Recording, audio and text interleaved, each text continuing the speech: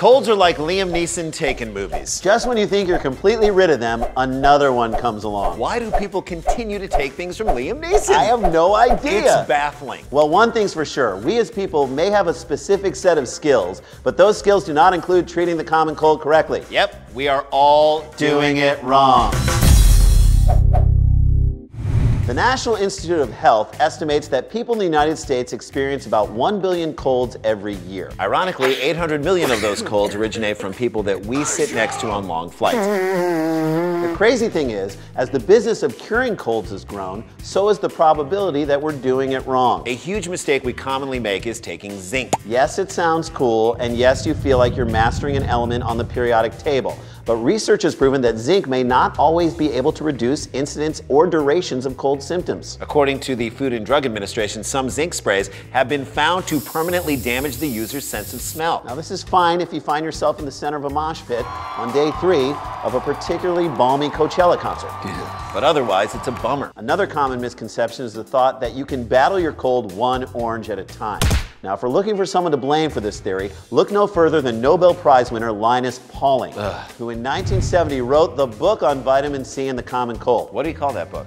Vitamin C and the Common Cold. Creative! Yes, he was. And in it, he said that people who took 1,000 milligrams of vitamin C a day could reduce their chances of colds by 45%. Now, in truth, however, subsequent studies published by the National Institute of Health found that taking a high dose of vitamin C daily for a year would only reduce the duration of a cold from 12 days to 11 days. Occasionally. That is it. So take that, Florida. Hey, easy on Florida. They will come after you with a samurai sword. Sorry, Florida. Finally, people more and more are mistakenly turning to antibiotics to cure their common cold. According to the CDC, taking antibiotics for viral infections such as colds will not cure the infection or keep other people from getting sick, and may contribute to antibiotic resistance, which is when bacteria are able to resist the effects of an antibiotic and then continue to cause harm. Oh, I know what antibiotic resistance is. I once took an antibiotic for too long, and now, this is a true story, I can no longer eat cheese. Oh, I know that you can no longer eat cheese because ever since you took that antibiotic, we can no longer have our joint birthday party at Chuck E. Cheese. Well, that has more to do with the fact that I punched that night manager because the photo booth wasn't working, but you are right. You gotta have that thing up and running. You can't give me that look. I had to give him a little pop, pop, pop, pop, pop, pop. Remember when our friend Dan got stuck in the human habit trail and we had to call a fire department to get him out with the jaws of life? Remind me why they serve beer at that place again? I have no idea. Anyway, look, if you want to treat a cold correctly, you have to realize that once you've got that cold, it's gonna stay with you for some days, sometimes up to 2 weeks. It's like your in-laws, only slightly less annoying. And with better boundaries. And once you understand that, your best bet is to minimize the symptoms and you'll be on your way to dealing with your cold and making it stay as non-impactful as possible. Like telling your in-laws you're slammed at work. Oh man. I got so many emails. I'm gonna be in the basement. I gotta just run through calls and emails. I'm rolling calls and I'm just doing my work. Got a lot to do.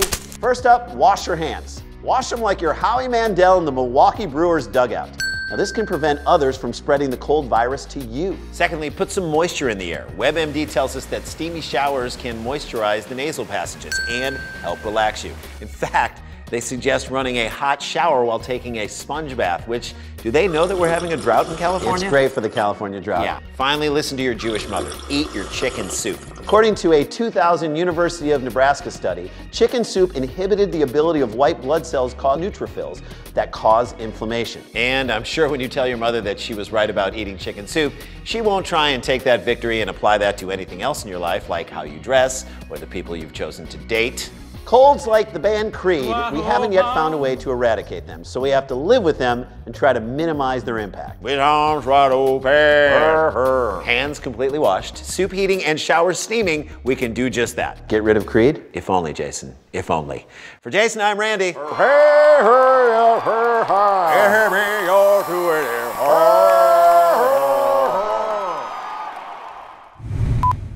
What we found out about Chuck E. Cheese is that the tickets are worth like $1. Or 50 cents, I think. No, $1. 1,000 tickets gets you like a Sony Discman.